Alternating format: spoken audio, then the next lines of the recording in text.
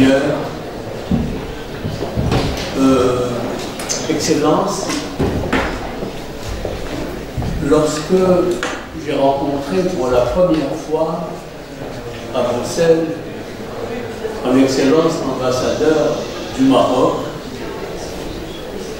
je lui avais dit la phrase suivante. Je lui ai dit, je n'habite plus le Maroc depuis plus de 40 ans. Mais le Maroc m'habite depuis ce temps-là.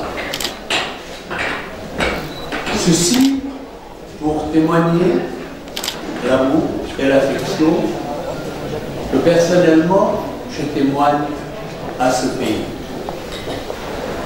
Mais en réalité, ce que j'ai voulu lui dire, c'était autre chose.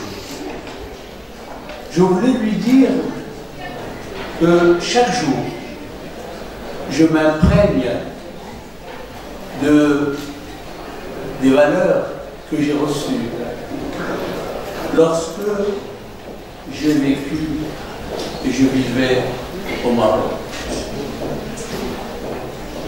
Au Maroc, les hommes politiques ne parlent pas du vivre ensemble.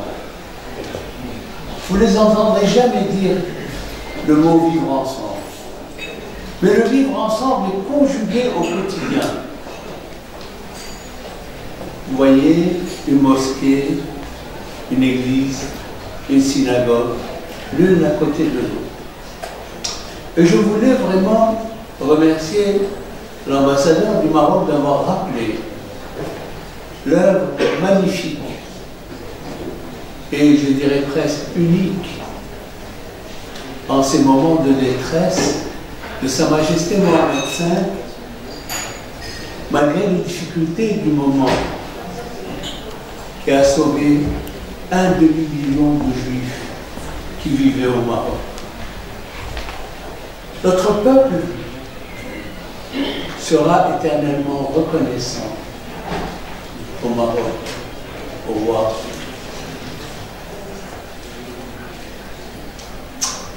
Et ce qui est magique, c'est que l'œuvre initiée par Sa Majesté Mohamed V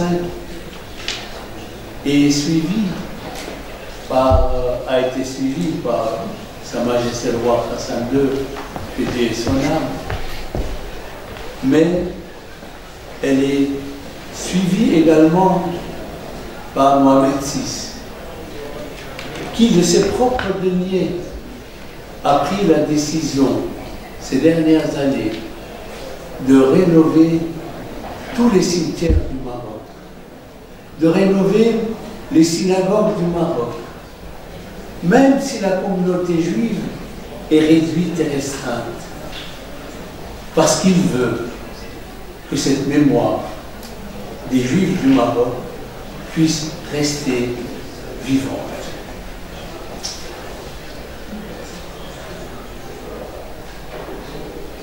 Nous parlons du vivre ensemble. Je crois que ce qui est fondamental dans le vivre ensemble, c'est d'abord de connaître l'autre. Si on ne connaît pas l'autre, si on ne prend pas la peine de se pencher sur lui, alors on ne pourra jamais vivre ensemble. Malheureusement, dans nos sociétés, on ne connaît que les préjugés de l'autre. Le musulman est comme celui-là, le juif est comme ça. Il est impératif de connaître l'autre tel qu'il est et non pas tel que je voudrais qu'il soit. Et ce n'est que dans la connaissance parfaite de l'autre qu'il peut y avoir une vie harmonieuse. Je dis souvent, et je voudrais aussi le répéter aujourd'hui, en cette journée internationale de la paix, que c'est bien de parler de vivre ensemble. C'est magnifique, mais c'est insuffisant. Parce que je peux vivre avec mon voisin de palier pendant 40 ans sans le connaître, sans savoir ce qu'il pense, sans savoir ce qu'il fait. Et pourtant, on vit ensemble, dans le même immeuble. On se croise tous les matins, tous les soirs, mais je ne connais rien de lui. Si nous limitons notre conception au vivre ensemble, nous nous dirigeons vers un échec. Ce qu'il faut aujourd'hui, plus que jamais, c'est de transformer le vivre ensemble en construire ensemble. À partir du moment où je relève les défis avec l'autre, à partir du moment où j'essaie de résoudre mes difficultés avec l'autre, l'autre n'est plus autre. L'autre n'est plus étranger. L'autre, c'est mon partenaire. L'autre, c'est mon... Il m'aide, je l'aide. La relation est tout à fait autre. Et je pense qu'aujourd'hui, plus que jamais, nous devons faire preuve d'ingéniosité pour avoir des projets où toutes les couches de la société travaillent les uns avec les autres. Ce n'est que comme ça que nous pourrons alors, à ce moment-là, pouvoir dire qu'il va y avoir la paix dans notre société. Tant que nous ne travaillons pas ensemble, alors le vivre ensemble reste un vain mot.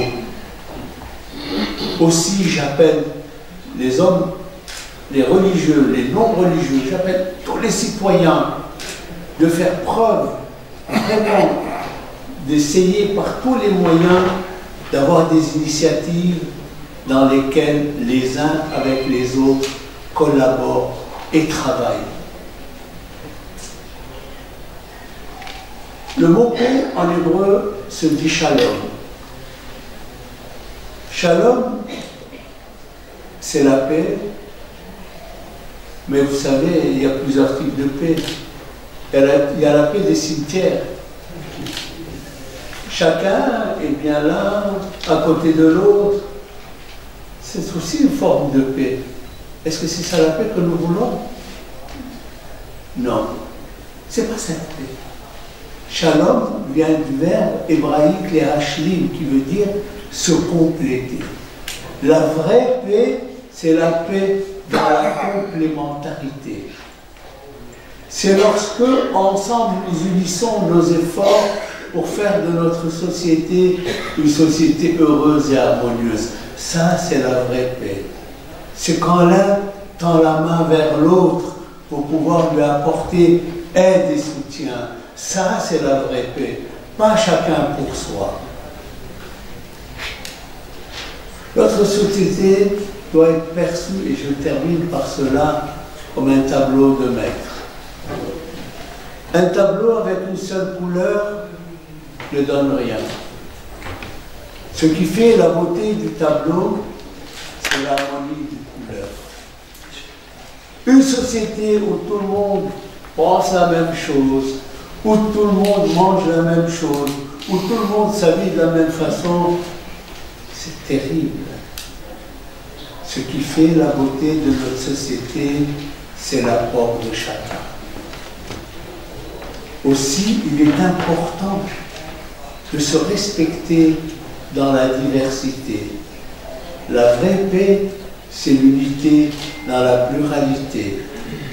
Alors, je vous suggère aujourd'hui de faire un très beau tableau, le plus beau qui puisse exister, chacun avec ses meilleures compétences. Merci pour conclure à l'Arsène et à vous tous et à vous toutes, chacun dans son domaine, contribue pour faire évoluer le vivre ensemble et surtout le construire ensemble.